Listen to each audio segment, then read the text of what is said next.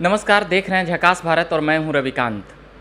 हमारे बगल में हैं रंजन जी। इनसे अभी हम जानेंगे उन तमाम मुद्दों पर, बिहार की राजनीति में जो बिहार पॉलिटिकल अपडेट्स की जो मैं खबरें चलाया करता हूं उसको लेकर, चाहे वह एलजेपी हो, बीजेपी हो या फिर जो अभी नीतीश जी का समीकरण को लेकर चल रहा है और जनसंख्या नियंत्रण बिल को लेकर जो उन्होंने कानून नहीं बनाने के लिए कहा कि जागरूकता की ज़रूरत है।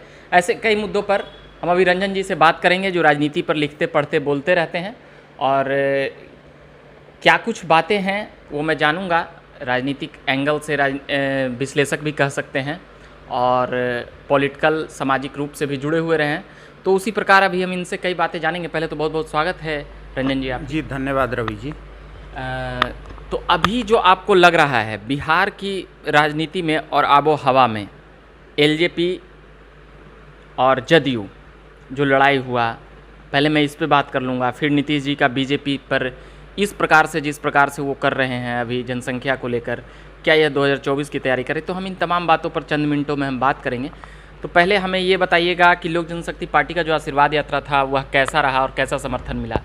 देखिए, आशीर्वाद यात्रा के तो आप लाइव करते रहे हैं आप अपने चैनल पे, जैसा कि आपके चैनल पे मैंने देखा है। और आशीर्वाद यात्रा में आप देखेंगे कि 500 से ऊपर गाड़ियों का काफिला जिस ज़िले में जाएं, वहाँ के लोकल कार्यकर्ता, लोकल जो लोग हैं, पब्लिक है, आम सेंटीमेंट है, वो चिराग के फेवर में इस तरीके से उभर के सामने आ रहा है कि आज लगी शायद चिराग को भी ये मालूम नहीं रहा होगा कि इतना अपार जन समर्थन उसे मिलेगा। उसका रीज़न है, रीज़न क्या है कि हमारा देश कहीं ना कहीं आज भी इमोशन पे चलता है।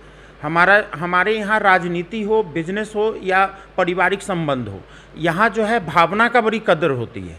तो जहाँ पर भी भावना का ठेस पहुँचा है, पब्लिक उसके साथ होती है। और आपको मालूम होगा कि पिछले दिनों में जिस तरीके से चिराग जी के साथ हुआ है, तो एक इमोशनल सेंटिमेंट जो है वो चिराग जी के साथ है, इसीलिए वो अपार सफल है मेरे हिसाब से। वो तो सफल हैं अपने तरीके से, मगर अभी जो बातें चल रही है जैसे कि वो तमाम चीज़ों पर फेलियर हो गए, चाहे चाचा जी मंत्री बन गए, चाचा जी ही अध्यक्ष बन गए, तो ये तो सवाल उनसे करूंगा कि अध्यक्ष और मंत्री पद दोनों एक बार बन गए हैं।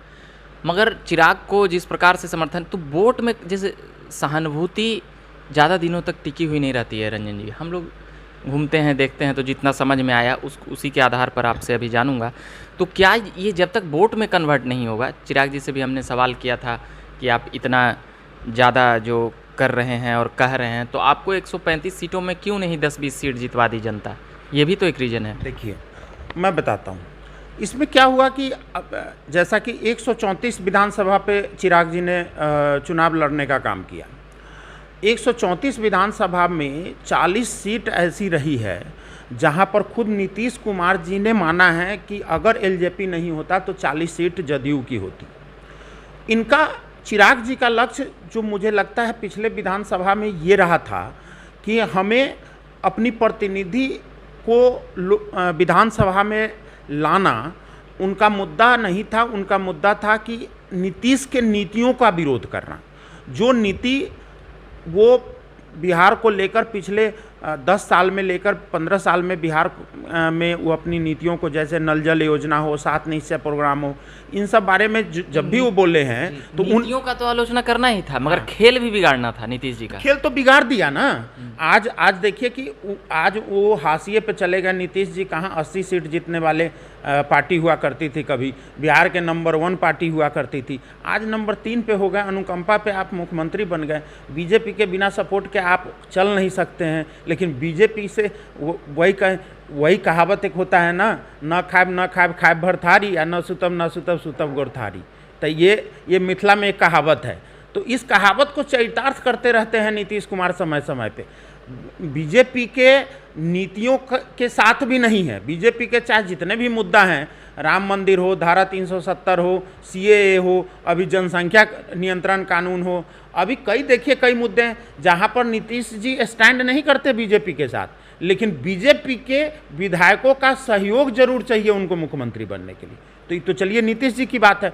आज कुर्सी प्रेमी लोग क्यों कहते हैं उनको? कुर्सी प्रेमी इसलिए कहते हैं कि भाई आप कुछ तो ऐसा मंत्र इनके पास है, नीतीश जी के पास, कि उनके नीतियों के साथ भी नहीं होते बीजेपी के, लेकिन मुख्यमंत्री भी बन जाते हैं। हाँ। रंजन जी, मैं सवाल करूंगा। नीतीश जी कुर्सी प्रेमी हैं। कुर्सी प्रेमी तो राजनेता में देखा ही गया है ज़्यादातर। 2014 में भी इन्होंने कुर्सी छोड़ दी और इस बार भी यह कहने के लिए आया, नीतीश कुमार ने मंच से भी यह कही बातें कि हम मुख्यमंत्री नहीं बनेंगे, बीजेपी चाहे तो अभी अपना बना ले। मगर मोदी और शाह के स्टेटमेंट की वजह से या और भी कई कारणों की वजह से नीतीश कुमार को मुख्यमंत्री बनाया गया। तो फिर ये बातें भी समझ में आती है कि बीजेपी भी नीतीश कुमार के सामने मतलब शरणम गच्छामी वाली मुद्रा में है। नहीं, देखिए, बीजेपी शरणम गच्छम की मुद्रा में नहीं है। अगर आप देखेंगे कि शुरू में अगर आप जाइए 2005 से जो बीजेपी के साथ इनका गठबंधन था, गठबंधन तो अटल जी के टाइम पे था, लेकिन जब 2005 में जिस नीतियों के साथ, जिस मुद्दों के साथ सरकार में बीजेपी और जदयू आई थी, आप देखेंगे कि पहला 5 साल जो इनका काम रहा है वो काबिले तारीफ रहा है। नीतीश जी का काम पहला जो कार्यकाल 2005 से 2010 तक का जो था, उसमें चाहे इंफ्रास्ट्रक्चर डेवलपमेंट की बात हो, इलेक्ट्रिसिटी डेवलपमेंट की बात हो, आप जैसे रोड का निर्माण की बात हो, आप चाहे कानून व्यवस्था की बातें हो या सरकारी महकमे में जो सुविधाओं की बात हो, आप किसी भी प्लेटफॉर्म पे उनको डिग्रेड नहीं कर सकते हैं नीतीश जी को। शायद वही 5 साल का जो एरा था, जो उन्होंने एक कहते हैं ना कि ऊपर से फीट फाट नीचा से मुकम्मा घाट, तो वही कहावत है जिसके कारण उन्होंने 5 साल को ऐसा एग्जाम्पल उन्होंने सेट कर दिया कि अगला 5 साल और देने के लिए जनता तैयार हो गई और उनको दिया भी, अपार बहुमत भी दिया। इतना बहुमत दे दिया है कि नीतीश कुमार ने मतलब 117 सीटें उस वक्त आई थी और 243 में लगता है कि एनडीए को 2010 वाली मैं बात कर रहा हूँ, और 243 में 210 के आसपास दे दी। तो ये उस वक्त नीतीश कुमार को लगा कि अब हम एक मंच पे आ रहे हैं तो मोदी का भी विरोध रवि जी, हम उसी मुद्दे पे आ रहे हैं। 2005 से 2010 तक तो आप देखिए, 2005 से 2010 में उन्होंने बीजेपी के साथ बहुत अच्छा काम किया। तब नेतृत्व क्या था? राजनाथ सिंह राष्ट्रीय अध्यक्ष हुआ करते थे। बीजेपी का जो स्वरूप था वो कुछ अलग तरीके से। 2013-14 में जब नरेंद्र मोदी को प्रचार समिति के अध्यक्ष बनाया गया, प्रधानमंत्री कैंडिडेट जब घोषित किया गया, तो उन मुद्दों को लेकर नरेंद्र मोदी के कारण ही नीतीश जी भाजपा से अलग हो गए। आपको मालूम होगा, पूरा दुनिया जानती है कि नीतीश जी इसलिए अलग हुए थे क्योंकि नरेंद्र मोदी को आप प्रधानमंत्री प्रोजेक्ट कर रहे हैं। चिराग जी साथ आ गए, और चिराग जी उस समय साथ आ गए। चिराग जी आज हनुमान क्यों कहते हैं अपने आप को? क्योंकि जिस समय नरेंद्र मोदी के साथ पूरे देश में एक भी शिवसेना को अगर छोड़ दीजिए तो एक भी पार्टी अगर पॉलिटिकल उसके साथ नहीं, चूँकि अगर शिवसेना की बात कीजिए तो आइडियोलॉजिकल अगर आप देखिएगा तो वो सिस्टर हैं आपस में, बीजेपी और शिवसेना।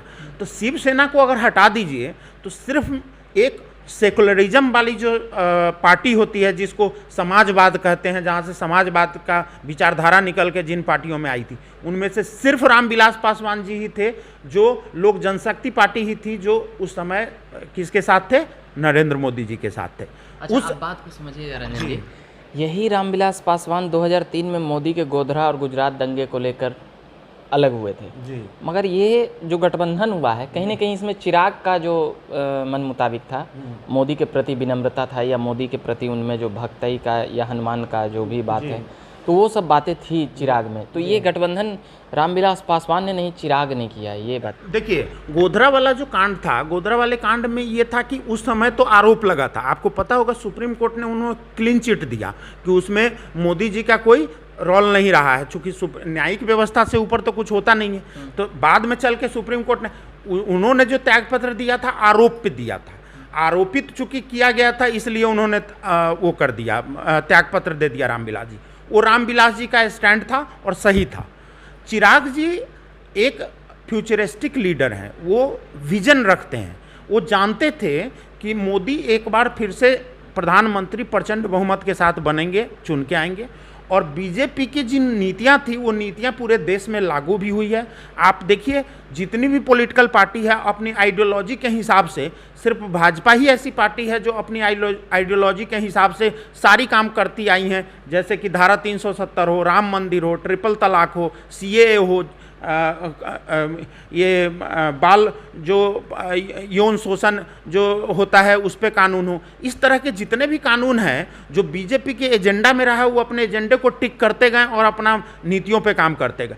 तो ऐसे पॉलिटिकल पार्टी को साथ देना, मुझे नहीं लगता कि चिराग कहीं से गलत थे। अच्छा, अब जो लग रहा है बिहार में माहौल, नीतीश जी ने जनसंख्या नियंत्रण के खिलाफ, क्या नीतीश जी अब छोड़ देंगे बीजेपी को? मतलब 2 साल एक टर्म होता है, नीतीश जी के छोड़ने का एक दौर आता है, हर 4 साल 5 साल में वो पाला बदलते हैं। तो हमको लगता है कि 2013, 17, 22, 21 मतलब 22-23 में लग रहा है कि ऐसा कुछ। देखिए, आज इन्होंने जो कहा है नीतीश जी ने कि महिलाओं में अवेयरनेस और शिक्षा जागरण करने की ज़रूरत है, शिक्षित बनाने की ज़रूरत है।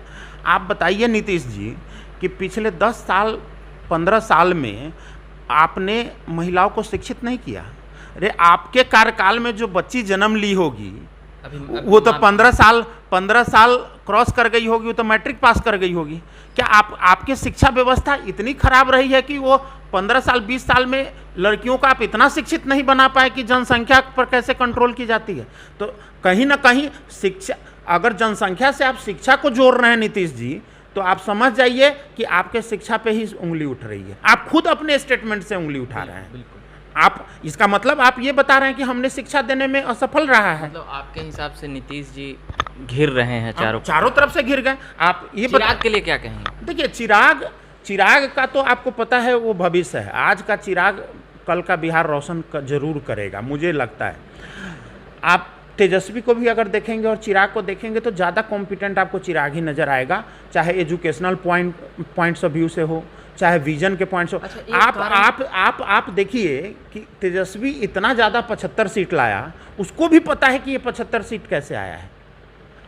मैं आपको 40 ऐसे विधानसभा गिना सकता हूं जहां पर नहीं तो अगर चिराग जी एनडीए के साथ होते तो 30-35 सीट से ज़्यादा तो तेजस्वी को आता नहीं। तो तेजस्वी को अपनी हैसियत पता है कि हमें 30-35 से ज़्यादा के हम नहीं है। अभी भी बिना चिराग के सहारे हमारा कुछ नहीं हो सकता था। लेकिन बिहार को हम कहाँ लेकर जाएंगे? बिहार में रोजगार की बात हम लोग करते हैं। अच्छा, मैं आपसे अभी ये पूछूंगा कि आरजेडी से चिराग का अलायंस या एलजेपी से तेजस्वी का अलायंस, क्या यह कारगर, अगर ये दोनों साथ आ जाएंगे तो चिराग पासवान, जैसे आप कह रहे हैं कि चिराग पासवान तेजस्वी से बेहतर हैं, तो ये दोनों का अलायंस जब हो जाएगा तो ये आपके नज़र से कैसा लगता है? देखिए, हम इसमें हम पॉलिटिकल एनालिस्ट होने के नाते मैं आपको अलग जवाब दूंगा और एक आम आदमी होने का अलग जवाब दूंगा। मैं आम आदमी होने इस सवाल का जवाब मैं आम आदमी बनकर देना चाहता हूं। देखिए सर, आपको भी पता होगा कि जब हमारा स्वास्थ्य खराब होता है ना, तो एक एलोपैथी या एक हमारे पास आयुर्वेद होता है। एलोपैथी क्या करता है? इंस्टेंट रिलीफ देता है, लेकिन कई साइड इफ़ेक्ट क्रिएट करता है। और आयुर्वेद क्या करता है? थोड़ा लेट इफेक्ट करता है, लेकिन जड़ समेत खत्म करता है। तो मेरे हिसाब से चिराग जी का बीजेपी के साथ रहना आयुर्वेद है और तेजस्वी के साथ जाना एलोपैथ है। ये बहुत अच्छा एग्जाम्पल दिए कि चिराग जी का बीजेपी के साथ रहना, मतलब कि भविष्य की राजनीति। देखिए, चिराग पासवान का जो विचारधारा है, जितना अब तक हम लोगों को कवरेज के दौरान या जितना 6-7 साल में उनका पॉलिटिकल बैकग्राउंड समझ में आया है, वो यही आया है कि वो संघ की विचारधारा को नहीं, संघ के विचारधारा नहीं। देखिए, वो डेवलपमेंट, देखिए आज पिछले 2014 सर हर बात मोदी के लिए खुश रहते हैं कि 370 उसका रीजन है 2014 से पहले अगर मोदी को देखा जाए तो कॉमनल छवि था उनका देश में, पूरे विश्व में उनको कॉमनल छवि था। आप देखे होंगे अमेरिका ने वीजा बैन कर दिया था, कॉमनल छवि था। 2014 में जैसे ही वो प्रधानमंत्री बनते हैं, अपने आप को डेवलपमेंट पुरुष, विकास पुरुष बना के वो सामने लाते हैं, सबका साथ सबका विकास का नारा देते हैं। तो खैर उसी आइडियोलॉजी के साथ ही चिराग जी आए थे, न कि कॉमनल विचारधारा के कारण आए थे। जब सबका साथ सबका विकास आते थे, आज चिराग जी जो बिहार के लिए इम्पोर्टेंट क्यों हो रहे हैं? क्योंकि बिहार फर्स्ट, बिहारी फर्स्ट की मुद्दा उन्होंने लाया। उन्होंने अपना एक विजन डॉक्यूमेंट दिया। अब बताइए ना, कौन ऐसी पार्टी है जिन्होंने विजन डॉक्यूमेंट दिया है कि आपको बिहार को हमें ऐसे ले जाना। उन्होंने पलायन रोकने की बात करते हैं, क्या ये जरूरी नहीं है? वो शिक्षा की बात करते हैं, क्या जरूरी नहीं है? क्या उन्होंने स्वास्थ्य की बात किया? आज आपके यहाँ मुख्यमंत्री जी इलाज कराने दिल्ली दौड़ जा रहे हैं। आपके यहाँ हर कॉम्पिटेंट पीपल जो है अपने एजुकेशन, शिक्षा के लिए, स्वास्थ्य के लिए बाहर चले जा रहे हैं। तो इस मुद्दे को अगर चिराग जी उठाते हैं तो इस मुद्दा का उन्होंने समाधान दिया है। सर आप बिहारी फर्स्ट और बिहार फर्स्ट मैंने विजन डॉक्यूमेंट पढ़ा है, उसमें उनका समाधान है कि अगर वो सत्ता में आते हैं तो उस समाधान को लागू किया जाएगा। चिराग पासवान भविष्य के मुख्यमंत्री हैं। बिल्कुल है। 2025 में अगर पॉलिटिकल एनालिस्ट के रूप में कहिएगा तो 2030, लेकिन अगर आप मान लीजिए उनका सपोर्टर है तो 2025। एक सीट लाने वाला रंजन जी मुख्यमंत्री कैसे होते हैं? तो सपना देखना हो। मैं आपको बता रहा हूँ 2015 में जब अरविंद केजरीवाल दिल्ली में लॉन्च हुए थे तो आपको पता है वहाँ पर उनको कैंडिडेट नहीं मिल रहा था लड़ने के लिए। मुख्यमंत्री बने कि नहीं बने? बिहार में भी हो सकता है। बिहार में भी हो सकता है। अभी इनके पास तो कैंडिडेट क्या है, इनके पास तो लिस्ट है, इनके पास सीरीज है, इनके पास तो आप देखे थे ना बीजेपी में बगावत हो गया इनके पार्टी में आने के लिए। आपने देखा था ना जदयू में बगावत हो गया, इनके पास तो लंबी लिस्ट है कैंडिडेट का। मतलब जब पॉलिटिकल एनालिसिस के नाते चिराग में एक भविष्य का बिहार बिल्कुल देख रहे हैं, क्योंकि अरविंद केजरीवाल के पास कैंडिडेट नहीं है। बीजेपी कहाँ जाएगी इतना बड़ा संगठन और लाभ के साथ? बीजेपी को अगर बिहार का विकास चाहते हैं तो उनको चिराग जी के साथ रहना पड़ेगा, नीतीश को हटाना पड़ेगा। चलिए, ये कई तमाम बातें हमने रंजन जी से जाना जो पार्टी पॉलिटिक्स से भी जुड़े रहे हैं और पॉलिटिकल एनालिसिस के नाते अभी हम कई बातें जानने का प्रयास किया। झकास भारत पर इन तमाम मुद्दों और बातों के लिए हम आते रहेंगे। अभी के लिए इतना ही कहेंगे कि आप देखते रहिए झकास भारत, और चैनल को सब्सक्राइब नहीं किए होंगे तो कर लीजिएगा। रंजन जी और भी तमाम लोगों से मेरी बातचीत चलते रहेगी। औपचारिकता के लिए बता देता हूँ, मेरा नाम रविकांत है और झकास भारत देखते रहिए। हम तमाम उन अभ्यर्थियों के मुद्दों को लेकर भी आएंगे और यूनिवर्सिटीज़ के छात्रों के भी मुद्दे लेकर आएंगे और तमाम तरह की मैं खबरें लाने का पहुँचाने का प्रयास करते रहूँगा। धन्यवाद। बहुत बहुत।